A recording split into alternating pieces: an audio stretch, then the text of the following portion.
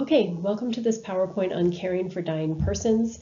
We're going to be talking more about how to talk with dying individuals and their family members, more kind of one-on-one communication skills. And then in upcoming PowerPoints, we'll get more into hospice and palliative care. Okay, so in this PowerPoint, I'm first just going to have a couple of slides on just basic guidelines, and then we're going to get more into specific communication skills, and then we're going to talk about delivering bad news. So one of your readings is by David Kessler, and he worked for many years with Elizabeth Kubler-Ross and is considered an expert on helping dying individuals. And so he has some nice suggestions, and this is what I took from the reading. You might have noted other things, but really trying to create an open door for difficult conversations, giving permission, saying things like, do you want to talk about what's happening with your illness, or do you want to talk about other things? Or I want to talk about what's on your mind. What do you want to talk about? We also have to recognize that we might have different needs, and yet we're still trying to navigate those. So we might want to express sadness or love. They might not, or vice versa. We might want them to fight the illness, but they might want to focus on acceptance and quality of life at the end. So we're always kind of navigating that, especially if we have a personal rather than a professional relationship. We are often wanting to address our unfinished business, that kind of say what you need to say, talk through so that you can get some closure, ask for help if you need it, and this might be them initiating it, it might be you. And then I think a lot of times we don't want to share our grief with for the dying person with them. We want to share it like with other people. But when we can share our own grief with them, it allows them to comfort us, which they may have been doing, throughout our lives. So it gives them an able to help us. And it also lets them know that they're not alone in their own anticipatory grief about, their dying process. So it's an opportunity for connection. Obviously, it depends a little bit on the dying person. And then the last one, I really like his phrase, walk them to the gate. I think of this as a nice phrase to symbolize secure attachment, or those kind of needs for security in the psychological tasks of dying. And so how can we be conveying that to them? I know for my mother-in-law, Audrey, we were talking about the medical aid in dying process, or physician-assisted suicide, and I was really assuring her, we can handle it. We're glad to find out about it, understand it, be there with you. It can be like we can have it like a ritual or a service. We can basically be with you to the end. We can handle it. We're not afraid. So, how do you convey that?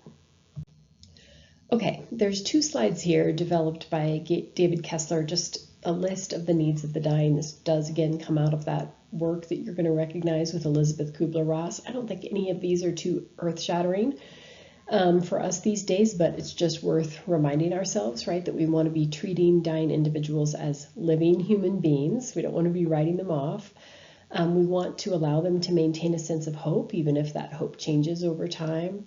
We want to be providing compassionate, knowledgeable care, to allowing them to express their feelings and emotions about death in their own way, even if it's not exactly how we would do it. Maybe they're being silent and we wouldn't do that. Maybe they're angry and we wouldn't do that. We need to be giving them honest answers to their questions and choices, right? And decision-making capabilities. Dying individuals also have the right to be free from pain. That's easier said than done. Some pain can be pretty hard to treat and be totally pain-free, but to have their pain managed to the best of our capabilities, to seek their own spirituality or not, to be prepared for what to expect from the process of death. I think we do a better job maybe of preparing. We're starting to do a better job of preparing family members, but I don't know that we always prepare dying individuals for what to expect. To have peace and dignity, to have people with them if they want that at the time of death, and to know that their wishes for body care, whether that's burial or cremation, are going to be respected. Okay, so testing yourself here. Which one of these is not a need of the dying? According to Kessler, that would be to not have anything to worry about. And we do try to avoid not questions on exams, but occasionally they sneak in.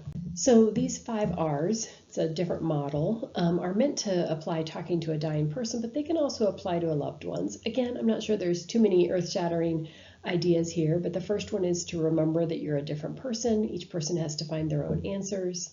Second, to recognize that this is a profound experience, to be authentically present, attend to the tasks of dying, and I'll give some skills related to this. Are respecting the meaning and values of others, no judgment. This is, I think, similar to remember, right? They might have different beliefs and values than we do. Reinforcing someone's ability to make decisions. We want to empower them. You know what's right for you. There's no right or wrong answer here. Asking them questions maybe about what matters, advocating for them on their behalf. And then the last one is, if they are interested, giving them opportunities to reminisce about their lives. Oftentimes when we get to the end of our lives, we want to tell stories, we want to look at pictures, we want to listen to special music, maybe have special readings.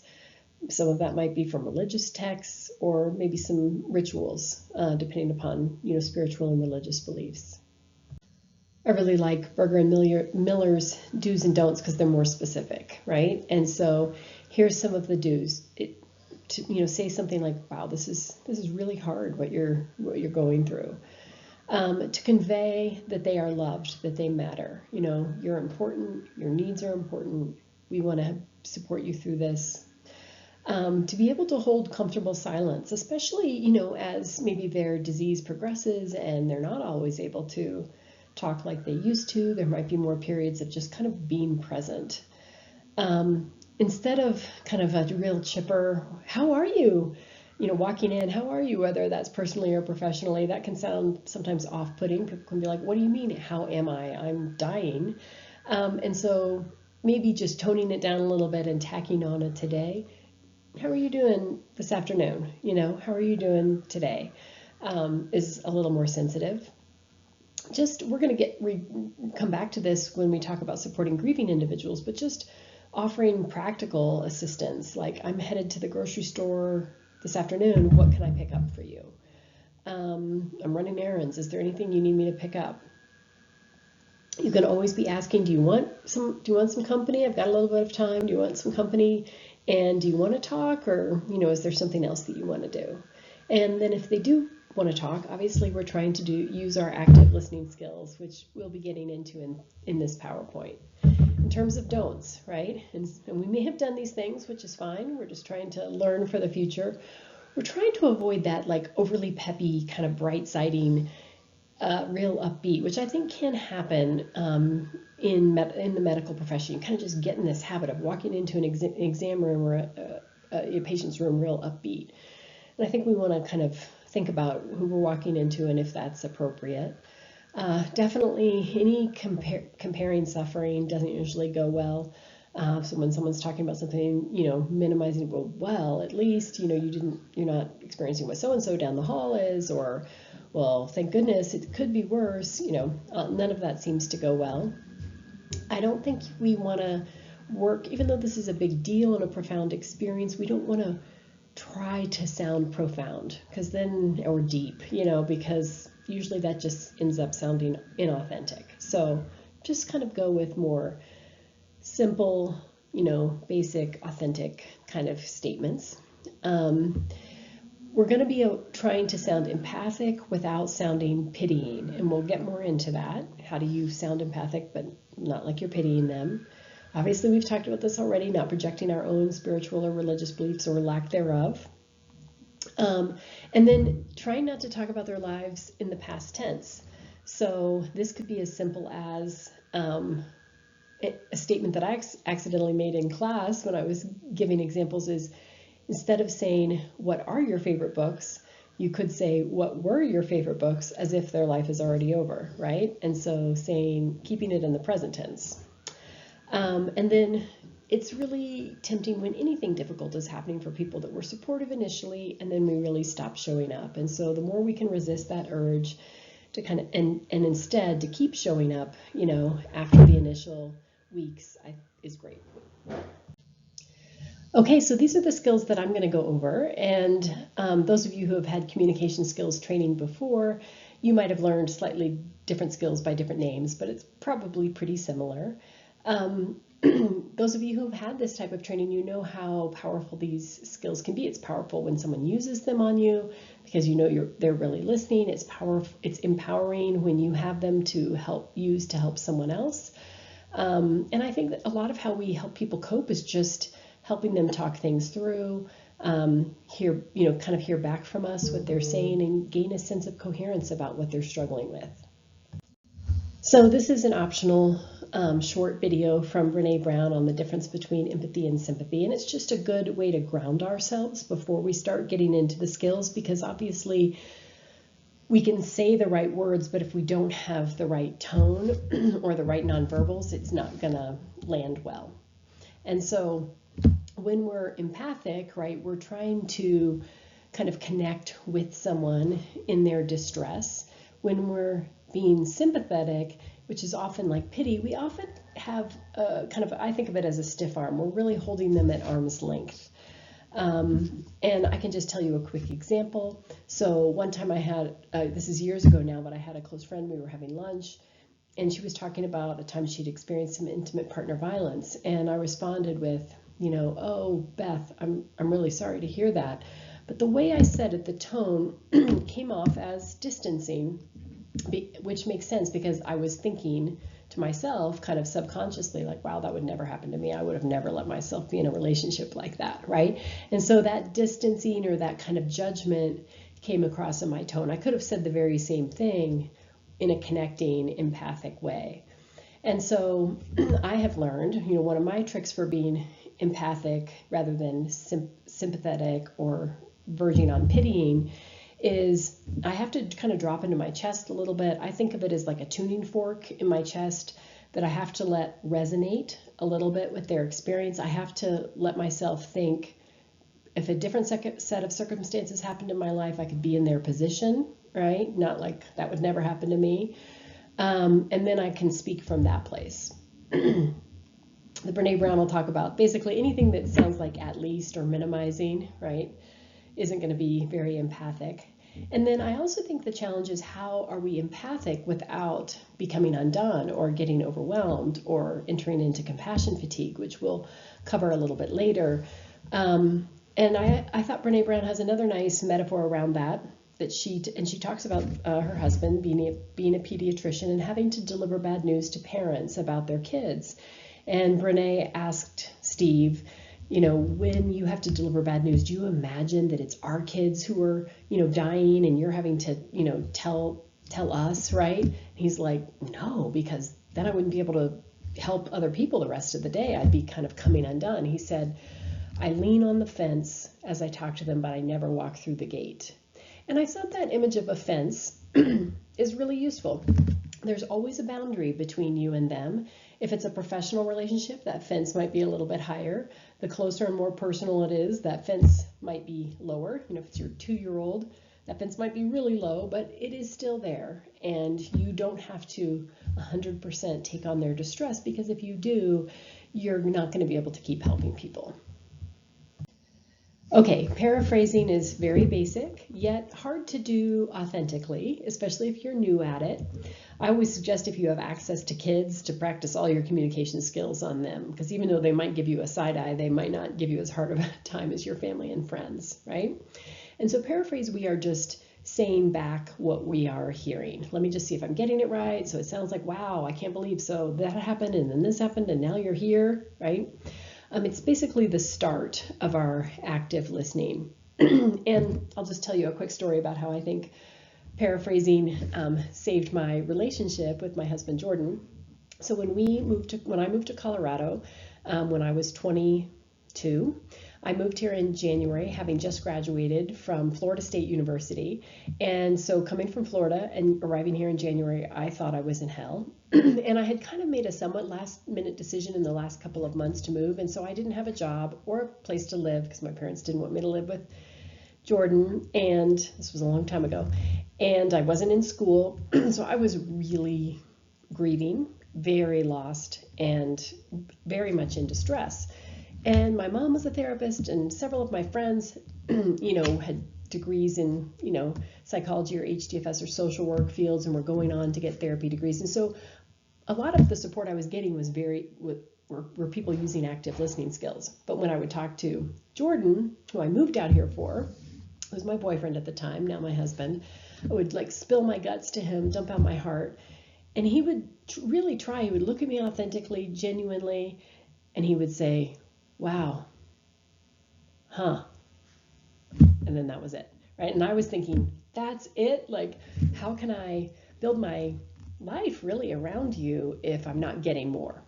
And so I was already in therapy within 5 days of being out here because of my distress. And so I drug him into therapy with me, and we learned these really basic active listening skills. And on the one hand, they are so basic and simple, and they can't solve all of life's problems. But on the other hand, they are really powerful. And so once Jordan really started to master this, and he really embraced it, not only with me, but at work and in parties, and he felt pretty empowered by his skills. And now he's an incredible communicator. So I think paraphrase really saved my relationship. The other thing I would tell you about paraphrase is that for me, it buys me time. Like once you get good at paraphrase, you can almost do it without thinking too hard. And so I can be paraphrasing while I'm thinking about what question I want to ask, what feeling I want to focus in on and normalize, what direction I want to go in next. So I think of it as my punt mechanism. When I'm not sure what else to say, I paraphrase, and usually by the time I've gotten to the end of the paraphrase, I've come up with something else. And so with acknowledging, it's very similar to paraphrasing, but it's more specific, in that we are listening for what is the most important thing, or two things that they really want us to come away with hearing. When we think about dying individuals and their families, it might be how difficult this is, or how much this person means to them, or what their greatest hopes are, right? We're always listening, not only in everything that we're saying, we're also listening for what seems to be the most important, and we want to make sure that we are acknowledging the significance of that. And so one of my little rules for myself is if someone says something twice, personally or professionally, that means they really want that heard, and I need to say that back. I really need to acknowledge it. And so you can see some of the examples here on the slide. You're so bummed, you really feel like you tried your hardest, or gosh, it sounds like you have such a history together. You've had so many times that you were so close and now you haven't been able to, and you're feeling disconnected, and that's really tough. So you are just trying to hone in on the most important. I have a lot of favorite skills, but I would say normalizing is probably my favorite, probably because I spent maybe the first half of my childhood feeling not normal and ashamed for that. And then when I was in high school, my mom went back to graduate school to become a marriage and family therapist, learned normalizing, and suddenly everything about me was normal, and that was really a relief.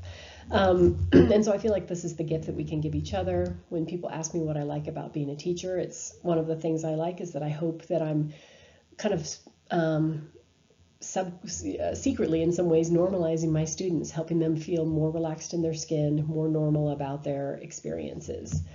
And so it's a little bit challenging when you're new to your field to know what's normal, right? The more you're in it, the more you will have told stories, the more you kind of can authentically say, oh, I hear that a lot. That's a really normal experience. In the beginning, you're kind of guessing a little bit. You could say, I'm guessing that many other people in your situation would feel a lot the same, given what you're telling me, it makes sense that you would blah, blah, blah. Now, we also have to try to not normalize without minimizing. So you don't want to be like, just kind of offhand, it's normal to not like chemotherapy, right? That in some ways is like minimizing, like, duh, you don't like it, big deal. So you might want to rephrase it, right? Yeah, I don't know anyone who likes chemotherapy, so it just makes sense that you just have a total sense of dread, as you approach it. Okay.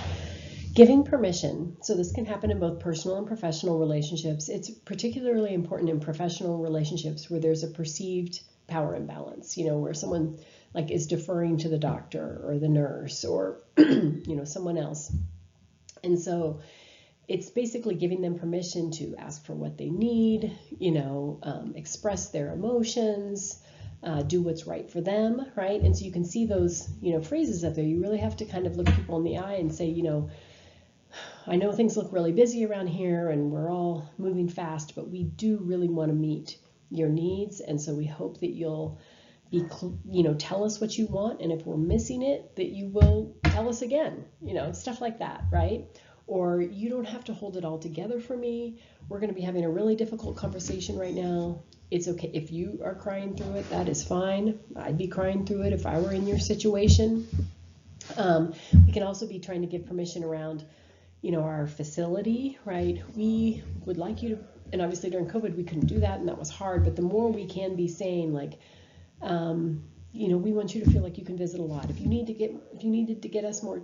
us to get more chairs, let us know. We'll get more chairs. So, anything that we can be saying, what's right for you, right? To give people permission. Some people are going to be naturally just assertive, maybe overly assertive in our opinion, and other people are going to be too differential, too reticent, and we're going to have to work harder to give them permission.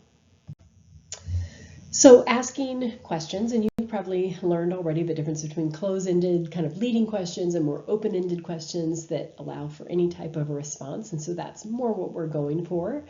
And I think in the beginning, you're not always sure what questions to ask, or I've seen, for example, beginning therapists just like rapid fire 20 questions in a row while forgetting kind of all their other communication skills. So you don't want to do that. I think once you get into your field, you'll build a little mental map of the areas that you tend to ask questions about. So for example, if we were thinking about supporting dying individuals, we could use those tasks of dying that we went over to kind of think about how to ask our questions. Tell me more about, how spirituality is figuring into your process or not. Or tell me more how you're feeling about just the level of physical care that you're getting, your pain, how are you feeling about your body? Is there anything we could be, doing differently? So just kind of thinking about our areas and asking questions from each of those areas. We can also be talking more about, tell me more about how you came to this decision, or asking more about relationships, ups and downs. I like this kind of questions like, what are you most worried about? I know so much of this has been hard, but is there anything that's been really hard that you haven't been able to figure out how to handle that I could help with? So really giving permission for people to talk about the worst or the hardest. You're kind of, by asking the question, letting them know that you can handle it.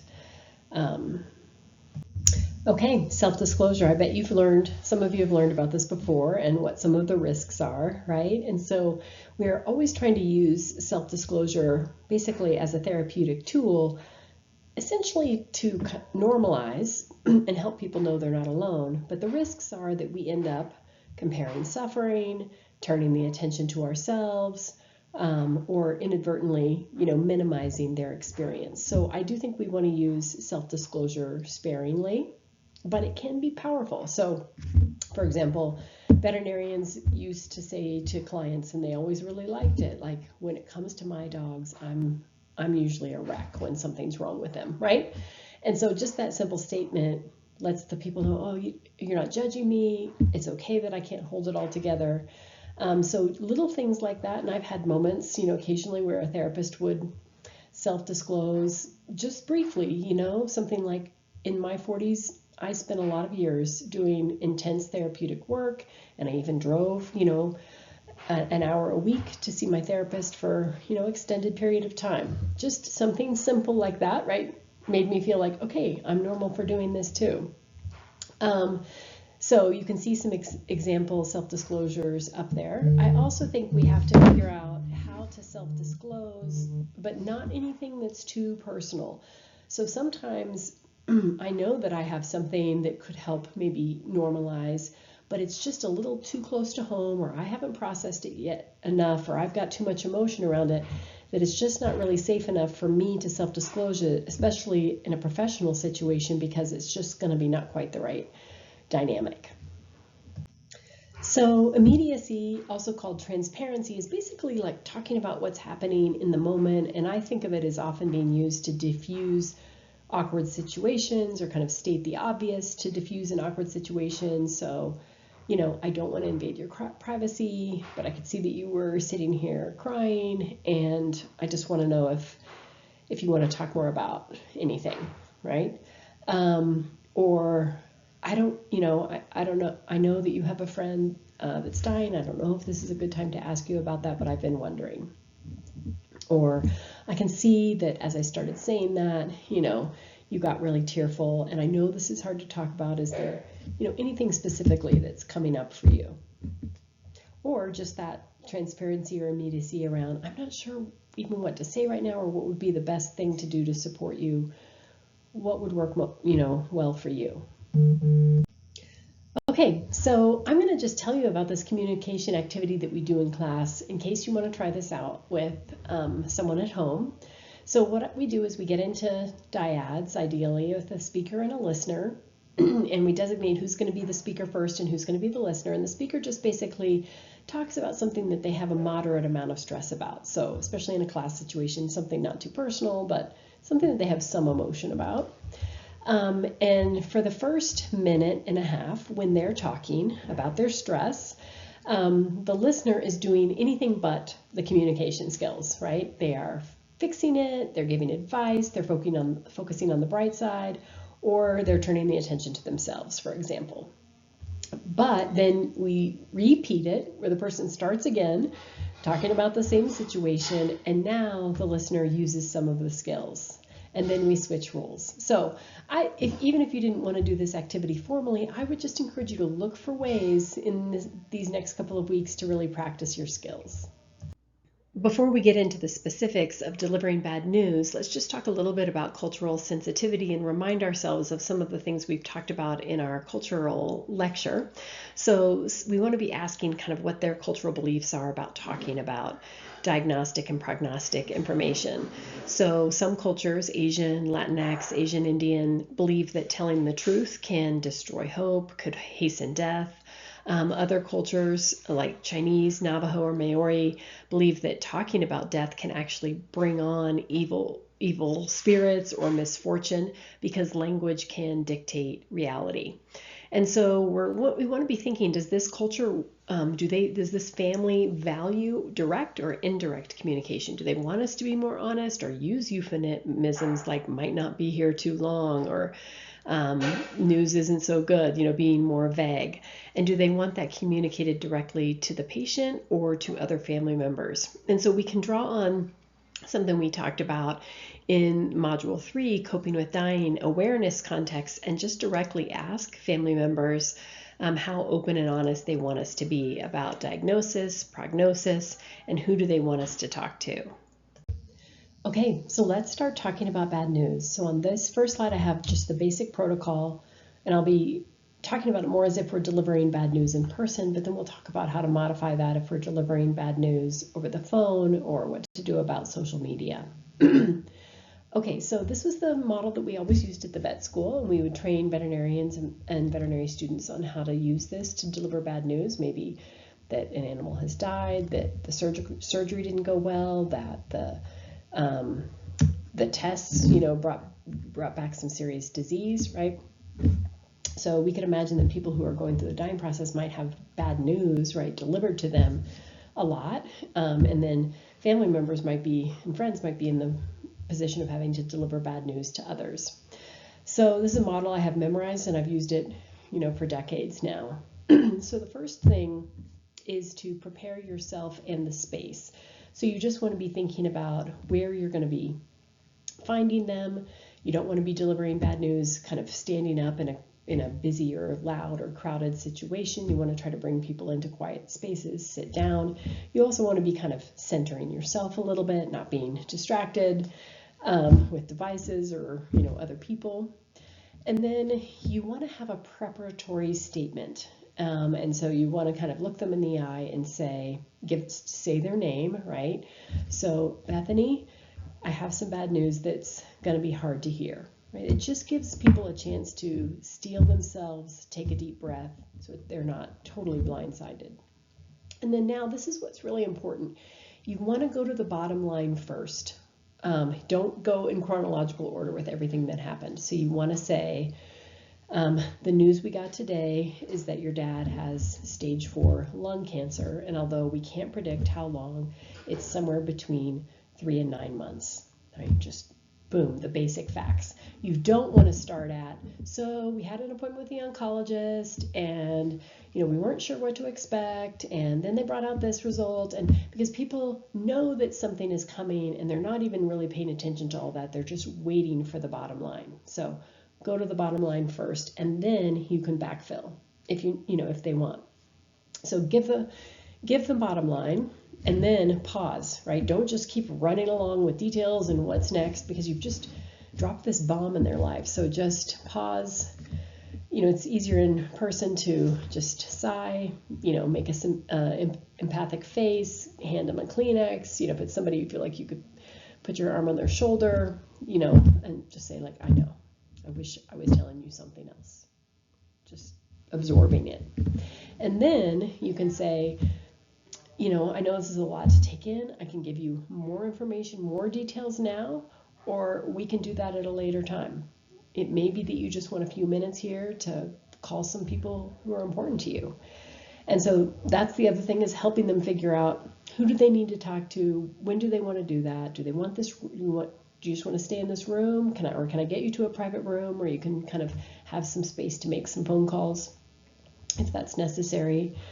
And then we want to caution them about posting anything quickly on social media, right? Because not everybody should be finding out through social media. So just kind of slow that down, make sure that we're going to come back to social media, but we just want to make sure that important people have been notified directly, and we're not just rushing out and dumping something on social media. So let me just tell you quickly, like, how I did this. Sadly, just a couple of years ago with my daughter, we got a call. So I'll just back up. Very early on a Saturday morning, my husband was running a half marathon out in Laurie State Park called the Black Squirrel, and my daughter was volunteering at it. So they had left really early, and my husband had let our cat Pippin out before he left. And so I got a call really early, about 6:45 in the morning, that said Pippin had been hit by a car and he'd been taken to the vet hospital. Someone, a good Samaritan, as they call it, had taken him there. So I went and saw him. He was alive. He was injured, but at that time alive. And so I had to go out, and there was no phone service. I wouldn't have notified anybody over phone or text anyway, but I basically had to drive out to Laurie State Park to find Iris at her aid station, and eventually to find Jordan when he came across the finish line, and deliver this bad news. And this is what I was thinking about, this protocol in my head.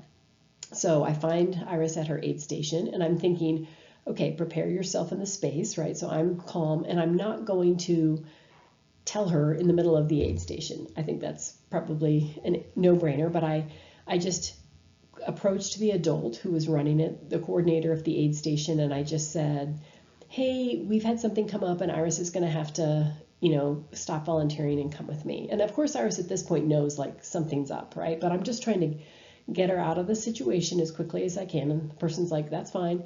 And so I pull Iris away. I don't make her wait that long, but I get us a little further into the parking lot. And then I just say, okay, so I do have difficult news. And then I just went to the bottom line. Pippin is alive, but he was hit by a car, and he's seriously injured, and he's at the veterinary teaching hospital. And then, I went from there, right? Absorbing her emotional response. And then, we had to go on and do the same thing to Jordan. We cheered him across the finish line. And then, we basically walked out to the fringe of the crowd so that he had to come kind of over away from other people. And we made sure that he was facing away from everybody else, so that if he was crying, they weren't kind of staring at him. And then we, did the same thing and delivered bad news to him as well. Okay, so if you are doing this over the phone, also important to get yourself into a quiet space so that there's not kind of noise and distractions. Ask them, first, I have some things I need to talk about. Are you in a place where you can talk? And then I would go further, having learned from experience, and say, are you driving? And as students have suggested, and do you feel like you have a decent phone connection? Because I'll just, say quickly, when my husband's father died of a heart attack, my husband was the one to call his sister Kelly and deliver the news. And I was coaching him, like, ask her if she can talk right now. And she said, yeah, I can talk right now. I just left work. And Jordan thought she was just like walking out of the building, but she was actually on the interstate, right? And so to get the news while you're on the interstate, that's sketchy. So you want to say, okay, well, if you're driving, I don't mind hanging on here, just, get yourself to pull over, get yourself to a safe place so we can talk. And then you use all the same skills on the previous slide. You prepare them. Sorry, I'm getting ahead of myself. You prepare them. Like, I do have something that's going to be hard to talk about, some difficult news. Do you want to talk about it over the phone, or do you want to come in, if that's possible, right, and talk about it in person? Almost all the time people are going to say we want to hear it over the phone, but you're just kind of giving them that choice.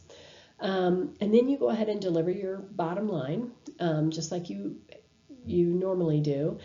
And yet when you're trying to pause and absorb their emotional response, they can't see your nonverbal. So you're going to have to use a few more words like, I know, take your time. It's okay.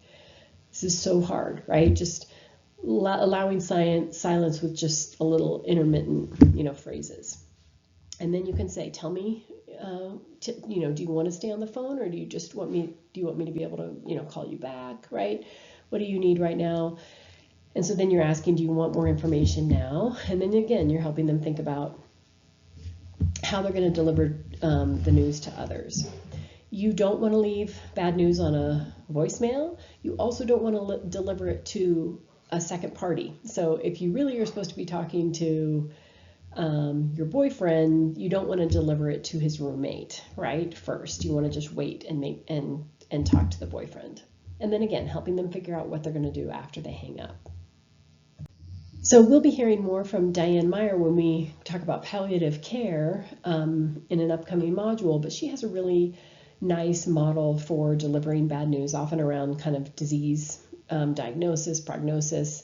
And so you can watch her video where she does that with a client. And then this is her basically 10-step model. So first, like asking if it's okay to have this conversation at this time, asking, how much detail you would like. Tell me your understanding of what, the test results revealed. Would it be okay if I tell you what I understand? Pause. And then, moving into more, how do you understand this, which I think is nice, because a lot of times when people are in distress, they're not really taking it in. So having them say what they heard you say, probably pretty useful. And then really assuring them that you're going to be available to support them. Miller and Berger have some nice do's and don'ts, very practical. So after you get bad news, right, for a diagnosis or prognosis, go somewhere comforting. And that might not be the mall, that might be your house or someone else, a friend or family member's house. Pick the most supportive, safe people, right? Not the people who are going to make things worse in that moment. And do things that make you feel good, whether that's food, shower, laying on the couch, being outside, getting some exercise.